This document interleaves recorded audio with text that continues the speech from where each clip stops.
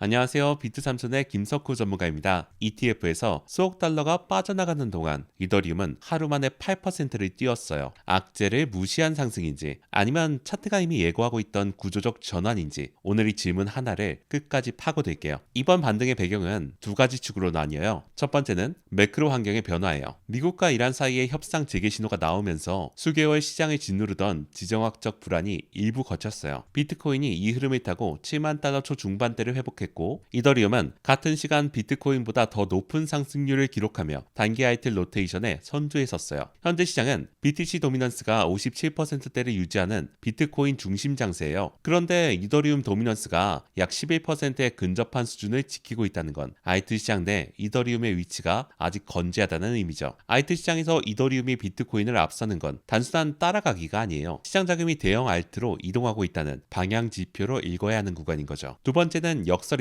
이 반등이 나온 같은 기간 이더리움 현물 ETF에서는 3억 달러 중반대의 자금이 연속 이탈 중이었어요. ETF 자금이 빠져나가는 상황에서 가격이 올라갔다는 것, 그 이탈분 이상의 현물 매수 수요가 동시에 들어왔다는 뜻이에요. 그 현물 수요의 출처가 어디인지를 추적하면 오늘 분석의 핵심 근거가 나와요. 단순히 반등이 나왔으니 올라가겠다고 보는 게 아니에요. 지표 하나하나가 같은 방향을 가리키고 있다는 것, 그 구조를 지금부터 확인해 볼게요. 신호 분석으로 넘어갈게요. 가장 먼저 봐야 할 건 주봉 RSI예요. 이더리움 주봉 RSI는 최근 30선까지 내려왔습니다. 이 구간은 2022년 사이클 저점에서 확인된 구조와 동일하죠. 2022년 당시 주봉 RSI가 이 수준에 도달했을 때 이후 가격은 수개월에 걸쳐 구조적 반등을 만들어냈어요. 역사가 그대로 반복된다는 보장은 없어요. 다만 이 구간에서 어떤 캔들이 나오는지가 중장기 방향성을 결정하는 핵심 변수가 된다는 점은 변하지 않아요. 비트코인이 7만 달러 초중반대를 확보한 상태에서 이더리움 주봉 RSI가 30선에서 지지 신호를 만들어가고 있다면 이 자리는 피해야 할 구간이 아니에요. 지금까지 이더리움이 주봉 RSI 30선에서 버틸 때마다 그 다음 움직임은 언제나 한 방향이었어요. 여기에 강세 다이버전스가 겹쳐 있습니다. 3월 중순부터 4월 초까지 이더리움 가격은 더 낮은 저점을 만들었지만 RSI는 오히려 더 높은 저점을 형성했어요. 이건 매도 압력이 가격을 끌어내리고 있지만 그 힘이 점차 소진되고 있다는 구조적 신호예요. 다이버전스 자체가 즉각적인 매수 신호인 건 아니에요. 하지만 이 구조 위에서 다른 확인 신호들이 쌓인다면 진입 명분은 빠르게 완성되죠. MACD 관점에서는 히스토그램 축소가 진행 중이에요. 하락 추세에서 히스토그램이 줄어든다는 건 매도 모멘텀이 약해지고 있다는 뜻이죠. MACD 선이 시그널 선을 골든 크로스하는 시점을 주목해야 돼요. 이 교차가 확인되는 구간이 단기 매수 타이밍의 객관적인 확인 지점이 돼요. 볼린저 밴드 기준으로는 가격이 하단 밴드를 이탈했다가 복귀하는 과정을 통과하고 있어요. 밴드 내부로 복귀한 뒤 중심선인 20일 이동평균선을 향해 수렴하는 흐름이 나온다면 단기 상승 시나리오에 무게가 실려요. 밴드 수축 국면이 이어질 경우 이후 확장 방향이 어디로 향하는지가 다음 핵심 포인트예요. 12시간 봉에서는 이동평균선 골든 크로스가 임박해 있어요. 22동평균선과 52동평균선 간격이 극도로 좁혀진 상태이며 현재 흐름이 유지된다면 교차 확정은 시간 문제예요. 이 구간에서 교차가 이루어지고 가격이 이를 지지로 활용한다면 추가 상승의 발판이 만들어져요. 온체인에서도 같은 방향을 가리키는 데이터가 있습니다. 거래소를 제외한 고래 지갑은 4월 초 기준 약 19만 ETH가 순증가했어요. 급격한 매집이 아니에요. 조정 국면에서도 물량을 줄이지 않고 완만하게 쌓아가는 움직임이죠. 이 세력이 하락장에서 팔지 않는다는 사실 자체가 현물 수급 하단을 지탱해주는 역할을 하죠. 그러면 진입 전략 정리할게요. 현재 핵심 저항 구간은 2100달러 중반대예요. 3월 중순 이후 반복적으로 가격을 막아온 구간이며 이 자리를 일봉 종가 기준으로 돌파하고 지지받느냐가 단기 구조 전환의 핵심 분기점이에요. 단순히 위를 찍고 내려오는 것과 종가 기준으로 이 구간 위에서 마감하는 건 전혀 다른 신호예요. 돌파 후 지지 전환이 확인된다면 다음 목표 구간은 2100달러 후반대까지 열릴 수 있어요. 이 구간에는 이전 매물이 밀집되어 있기 때문에 추격 매수보다는 복마감을 확인하고 대응하는 방식이 이유예요. 단기 급등 이후 눌림이 나올 경우에도 대응 전략을 미리 세워두셔야 돼요. 22동 평균선과 62동 평균선이 겹치는 이동 평균선 밀집 구간이 1차 지지선으로 가능할 가능성이 높아요. 이 구간에서 하단 꼬리를 확인하거나 반응 캔들이 나온다면 단기 분할 진입을 검토할 수 있죠. 122동 평균선과 242동 평균선이 위치한 구간은 더 강력한 중기 지지선이에요. 이 구간까지 내려오는 조정이 나온다면 오히려 더 질 좋은 진입 기회가 열리는 것으로 해석하시는 것이 맞습니다. 현재 이동평균선들이 정배열 형태를 유지하고 있다는 점도 하방 리스크보다 상방 가능성에 무게를 두게 만드는 근거예요. 돌파 확인, 눌림 확인, 확인, 반등 확인 3단계의 검증 과정을 거쳐야만 진입 명분이 완성돼요. 마지막으로 리스크 지표일게요. 단기적으로 확인해야 할 변수는 ETF 자금 흐름이에요. 최근 유출 추세가 이어지고 있어서 기관 자금 측면 수급 여력은 아직 제한적이에요. 4월 초 하루 기준 이더리움 현물 ETF로 1억 달러 이상이 유입된 날도 있었지만 이 흐름이 추세로 이어지는지는 아직 확인이 필요해요. 이 흐름이 반전되지 않는다면 급등 이후 재조정이 나와도 이상하지 않은 환경이에요. 다만 이건 방향의 문제가 아니에요. 상승까지 걸리는 속도와 타이밍의 불확실성이에요. 주봉, RSI 강세 다이버전스, EMA 골든크로스 임박, 고래지갑 누적이라는 세 가지 신호는 모두 같은 방향을 가리키고 있어요. 구조가 훼손되려면 주봉 RSI가 30선 아래로 추가 이탈하거나 2,000달러 초반대에 강한 지지선마저 무너지는 상황이 전제돼야 돼요. 그 전까지는 단기 조정을 두려움으로 볼 게 아니라 더 나은 진입 구간이 만들어지는 과정으로 해석하는 게 맞습니다. 중기적으로 2026년 중반 예정된 글랜스터담 업그레이드가 있어요. 처리 속도 개선과 가스비 구조 개편을 핵심으로 하는 업그레이드로 네트워크 사용성과 펀더멘털을 다시 조명하게 만들 중기 촉매예요. 이 재료가 시장에 본격적으로 반영되기 시작하는 시점에서 지금 이 구간에서의 대응이 중요한 거죠. 차트 구조가 말하는 방향과 중기 재료가 같은 방향을 향하고 있는 지금 지나치게 조심스럽게 접근하는 건 오히려 더 큰 리스크인 거죠. 영상이 도움이 되시다면 구독과 좋아요